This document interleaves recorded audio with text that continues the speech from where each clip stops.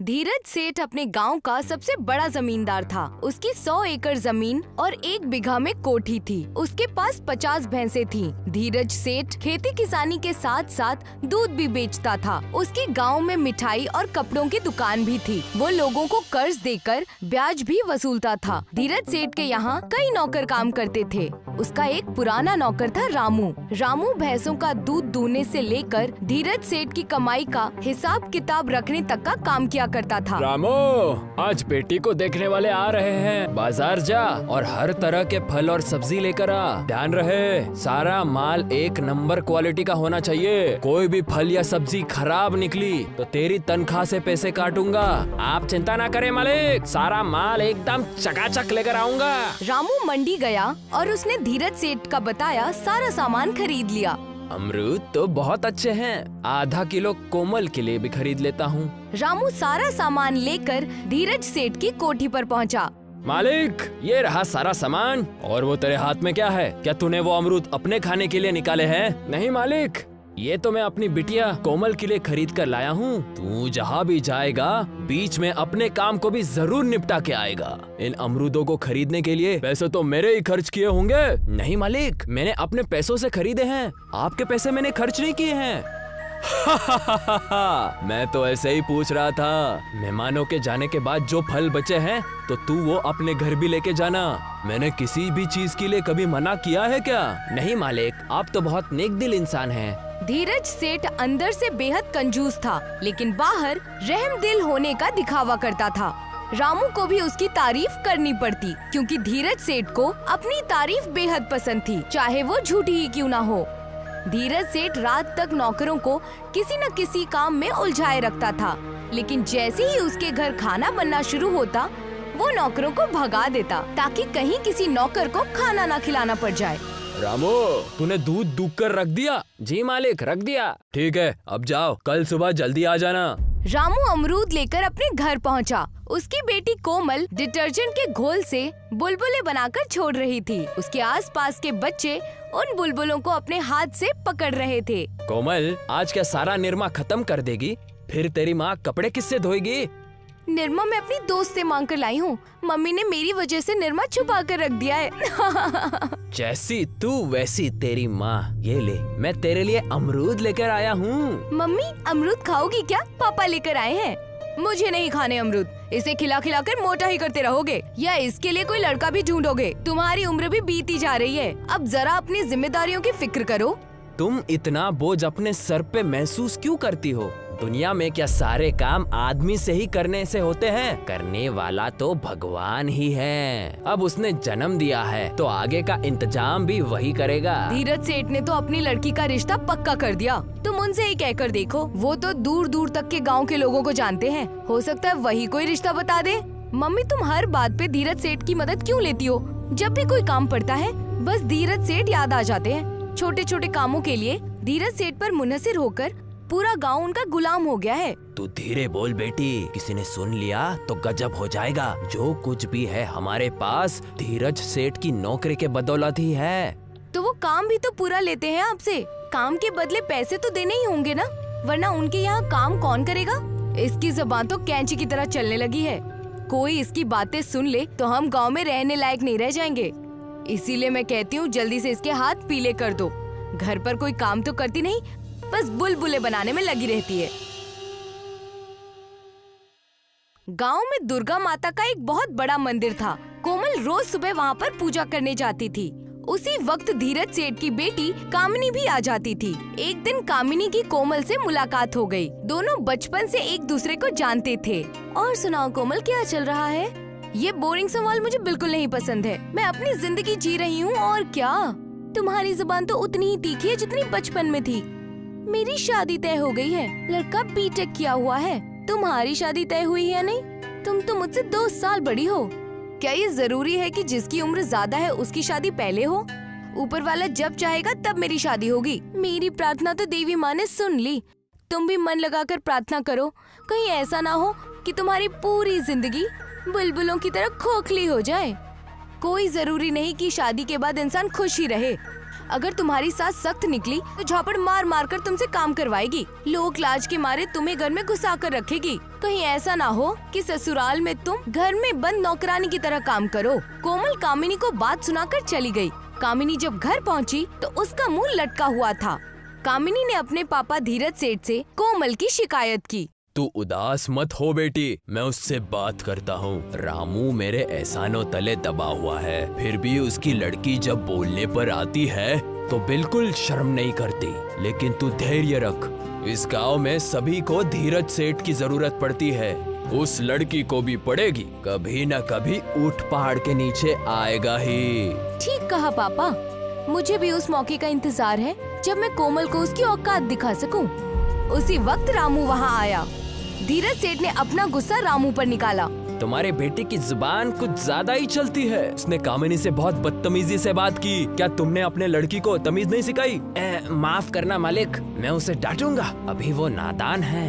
उसकी तरफ से मैं आपसे माफी मांगता हूँ। उसकी शादी नहीं हो रही है। अगर आप कोई रिश्ता बता दे, आपकी बड़ी मेहरबानी होगी। ये सही मौका है उस कलमुई से बदला लेने का।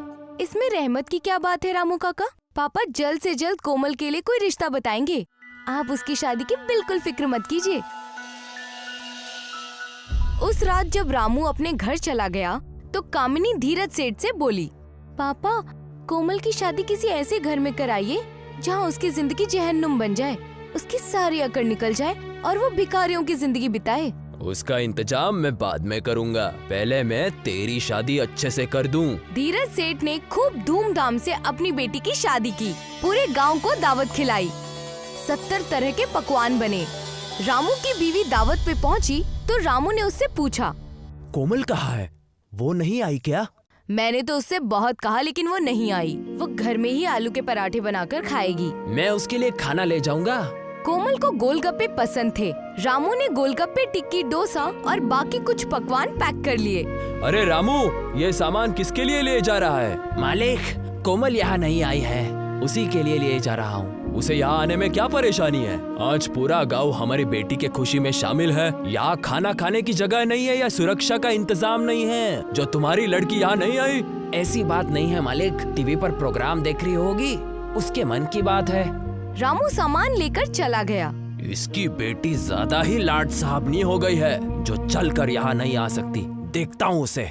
कामिनी की शादी का फंक्शन पूरा होने के बाद एक दिन धीरज सेठ ने रामू से कहा, तुम्हारे बेटे के लिए मैंने एक रिश्ता ढूंढा है। लड़का बिजली विभाग में प्राइवेट काम करता है। महीने में 20-25 हजार आराम से कमा लेता है। लड़के का अपना घर है, ना कोई बहन है ना कोई भाई, जो भी है उसी का है। अगर तुम तैयार हो तो मैं तुम्हारी उससे बात कराऊं? हाँ मालिक, जरूर कराइए। अपने बेटी के हाथ पीले करके मैं भी अपने जिम्मेदारियों से मुक्त हो जाता हूँ। रामू एक दिन धीरज सेठ के साथ लड़के के घर गया। एक ही कमरे का घर था जहाँ एक तरफ लड़के की माँ की खटिया पड़ी हुई थी और दूसरी ओर सामान रखा हुआ था। ये घर आपको कुछ छोटा नहीं लग रहा मालिक? अरे शादी के बाद लड़का ढंग से कमाएगा, पैसे जमाएगा, बड़ी बड़ी जगह का भी इंतजाम कर लेगा। इतनी फिक्र क्यों करते हो? रामू ने अपने घर जाकर सारी बात अपनी बीवी और कोमल को बताई। आपने सब कुछ ठीक से देख लिया ना पापा? हाँ महारानी, सब कुछ ठीक से देख कर आए हैं। इकलौता लड़का मिल रहा है और क्या चाहिए। तेरी शादी के लिए इतने लड़के देख चुके हैं, सबकी बड़ी बड़ी मांगे थी। ये पहला लड़का मिला है जिसकी कोई डिमांड नहीं। ये हाथ से निकल गया तो बैठे रहना जिंदगी भर यहीं पर। रामू ने महीने भर के अंदर ही कोमल की शादी कर दी। कोमल जब लड़के के घर पहुंची तो उसे घर की गंदगी देखते ही उबकाई आने लगी, क्योंकि कोमल जानती थी कि अब उसे इसी घर में रहना है। कोमल ने पूरे घर की अच्छे से सफाई और धुलाई की और बेकार का सामान भंगार में बेच दिया। बहू, तूने सामान क्यों भंगार वाले को दे दिया? आपको कुछ होश है? वो सामान कब से यहाँ पड़ा पड़ा सड़ रहा था। फिर यहाँ रहने के लिए भी तो जगह चाहिए। आप इस घर में पेंट कराइए, इसका प्लास्टर जगह जगह से खराब हो रहा है। कोमल का शौहर एक नंबर का जुआरी और शराबी निकला। वो ड्यूटी से घर लौटता ही नहीं था। वो सड़क पर पड़ा रहता तो कभी किसी नाले में। यहाँ 1 महीना हो गया है, न तो कुछ खाने के लिए है और न ही मेरी जरूरत का सामान। ऊपर से उस शराबी को ढोकर लाओ। फिर उससे कीचड़ से सने कपड़े धो। मेरी तो जिंदगी जहन्नुम हो गई है। एक दिन कोमल के घर किसी का फोन आया कि उसके पापा बीमार हैं। कोमल अपने घर पहुंची। रामू ने खटिया पकड़ ली थी। आज 5 दिन हो गए हैं, तेरे पापा जी खटिया से नहीं उठे हैं। गांव का डॉक्टर कह रहा है कि इनको टीबी की बीमारी हो गई है। इलाज के लिए शहर में किसी अच्छे अस्पताल में दिखाना होगा। लेकिन बेटी, मेरे पास तो पैसे भी नहीं बचे। तेरी शादी में खर्च करने के बाद बचे खुचे पैसे इनके इलाज में खर्च हो गए। तू अपने शौहर से मांग कर कुछ पैसों का इंतजाम कर सकती है क्या? मैं जरूर करती माँ, लेकिन मेरी किस्मत ही फूटी है। क्या हुआ बेटी, तू क्यों रो रही है? उस धीरज सेठ ने हमारे साथ चालाकी की माँ। मेरा शौहर जुआरी और शराबी है, एक पैसा घर में नहीं लेकर आता। इतने दिन मैंने अपने गहने बेचकर अपना गुजारा किया है। तू एक बार धीरज सेठ की कोठी पर चली जा। अगर वो पैसे दे दे तो तेरे पापा की जान बच सकती है। मैं उसके घर नहीं जाऊंगी। बेटी, अपने पापा के खातिर ऐसा कर। धीरज सेठ तेरी मजबूरी देखकर खुश होगा और तुझ पर रहम करने के लिए शायद पैसे दे दे। कोमल न चाहकर भी अपने पापा की खातिर धीरज के पास गई। वहाँ उसे कामिनी मिली। अरे कोमल, तुम कब आई? बस कल ही आई। धीरज काका हैं क्या? मुझे उनसे कुछ काम है। नहीं, पापा तो घर पर नहीं है। मेरे शौहर ने गांव में फास्ट फूड का रेस्टोरेंट शुरू किया है, इसीलिए मैं अब यहीं रहती हूँ और पापा के गैर मौजूदगी में उनका कारोबार देखती हूँ। मेरे पापा बीमार हैं। अगर तुम मुझे 20,000 दे दो तो बड़ी मेहरबानी होगी। आज तो तुम बड़ा मीठा मीठा बोल रही हो। तुम्हारी तीखी जबान को क्या हो गया? ससुराल में रहकर कट गई क्या? कामिनी ने कोमल का खूब मजाक उड़ाया और उसे पैसा भी नहीं दिया। पापा ने शहर में एक नया प्लॉट खरीदा है, इसलिए पैसे तो अभी है नहीं, लेकिन मैं तुम्हें कुछ देना चाहती हूँ। कामिनी ने कोमल को एक डिटर्जेंट का पैकेट दिया। तुम्हें बचपन से बुलबुले उड़ाना बहुत पसंद है ना, तो ये डिटर्जेंट ले जाओ और आराम से बुलबुले बनाना। याद रहे, मैं तुम्हें खाली हाथ नहीं लौटा रही। कोमल ने डिटर्जेंट फेंका नहीं, क्योंकि उसके पास कपड़े धोने के लिए भी डिटर्जेंट नहीं था। वो रोती हुई डिटर्जेंट लेकर दुर्गा माँ के मंदिर पहुँची। अब आप ही मेरी मदद कीजिए माँ, मेरे पापा को बचा लीजिए। अचानक दुर्गा माँ प्रकट हुई। तुम्हारे आंसू सच्चे हैं बेटी, इसीलिए तुम्हारी प्रार्थना भी सच्ची है। लेकिन अब तुम्हें रोने की जरूरत नहीं। तुम इस डिटर्जेंट का घोल बनाकर बुलबुले उड़ाओ। वो बुलबुले अरक से भरे गोलगप्पों में बदल जाएंगे। उन्हें बेचकर ही तुम्हारे पापा का इलाज होगा। देवी ने डिटर्जेंट में अपनी शक्ति डाल दी। जब ये डिटर्जेंट खत्म हो जाए तो दूसरा डिटर्जेंट मेरे सामने रख देना, उससे भी तुम गोलगप्पे बना पाओगी। कोमल ने डिटर्जेंट को एक मग्गे में घोला और चौराहे पर खड़ी होकर आवाज लगाने लगी, आइए बुलबुलों के गोलगप्पे खाइए।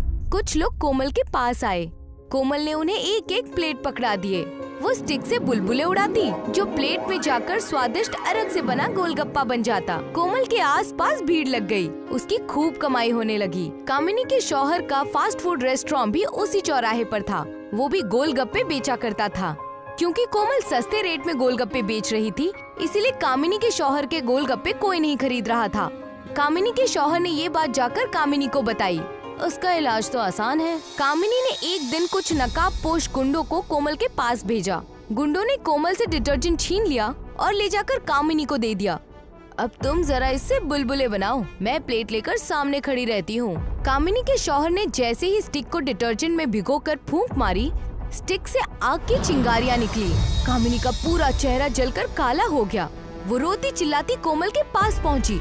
कोमल, मुझे माफ कर दो, मैंने ही गुंडों को तुम्हारा डिटर्जेंट छीनने के लिए भेजा था। लेकिन देखो ना, इस डिटर्जेंट से मेरा क्या हाल हो गया। तुम कुछ भी करो, मेरा चेहरा ठीक कर दो, वरना मैं जी नहीं पाऊंगी। मैं ठीक नहीं कर सकती, तुम मेरे साथ दुर्गा माँ के मंदिर चलो। दुर्गा माँ प्रकट हुई और उन्होंने कामिनी से कहा, मैं तुम्हारा चेहरा एक ही शर्त पर ठीक करूंगी कि तुम कभी कोमल की जिंदगी में दखलंदाजी नहीं करोगी।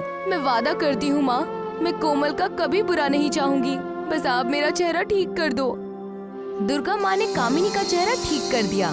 कोमल बुलबुलों के गोलगप्पे को बेचकर बहुत रईस हो गई। उसने अपने पापा का इलाज कर लिया और एक अच्छे घर में शादी भी कर ली।